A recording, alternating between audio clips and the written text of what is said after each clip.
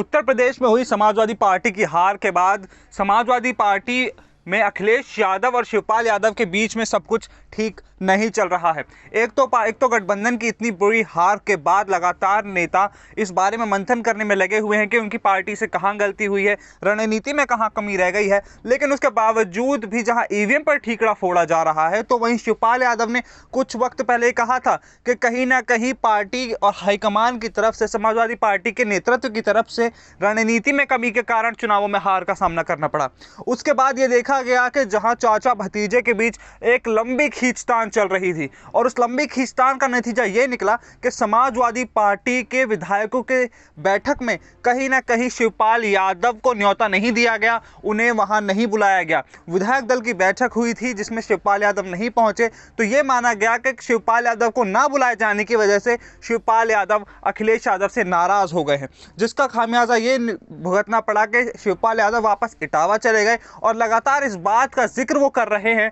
कि पार्टी हार की वजह थी कि पार्टी का नेतृत्व कमज़ोर था, पार्टी की रणनीति कमज़ोर थी, वरना समाजवादी पार्टी कहीं ना कहीं बीजेपी से बेहतर प्रदर्शन करके दिखाती और जो गठबंधन था उसकी सरकार उत्तर प्रदेश में दोबारा बनती।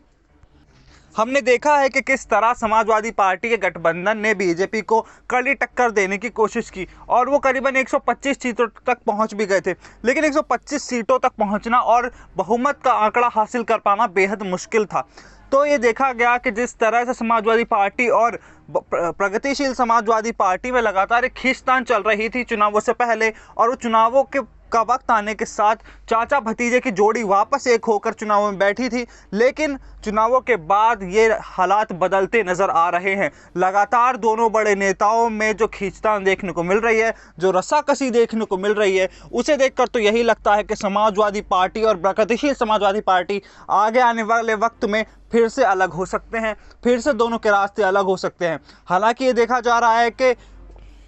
अखिलेश यादव उत्तर प्रदेश की राजनीति में सक्रिय होने के लिए अपनी लोकसभा सीट छोड़ चुके हैं और वो विधानसभा में सरकार को घेरने की कोशिश करने वाले हैं। इसी से पहले एमएलसी चुनावों की तैयारी भी वो पूरी तरीके से कर चुके हैं और एमएलसी चुनावों में अपने विधायकों को उतारने के लिए बिल्कुल तैयार हैं, बड़े नेताओं को उतारने के लिए बिल्कुल तैयार हैं। लेकिन क्या एमएलसी चुनावों में भी वो प्रगतिशील समाजवादी पार्टी का साथ निभाएंगे या फिर विधानसभा चुनावों में हार के बाद एमएलसी चुनावों में वो अलग अलग से चुनाव लड़ने की कोशिश करेंगे? फिलहाल ये तो वक्त ही बताएगा। लेकिन जिस तरह से समाजवादी पार्टी और प्रगतिशील समाजवादी पार्टी के हालात देखने को मिल रहे हैं, उससे तो यही माना जा रहा है कि चाचा भतीजे के रास्ते एक बार फिर से अलग हो चुके हैं, फिर से एक बार फिर दोनों में फूट पड़ चुकी है, जिसका फायदा कहीं ना कहीं विपक्षी पार्टियां उठाने की पूरी कोशिश करेंगी। आप ऐसी तमाम बड़ी खबरों के लिए देखते रहिए SPN9 न्यूज़।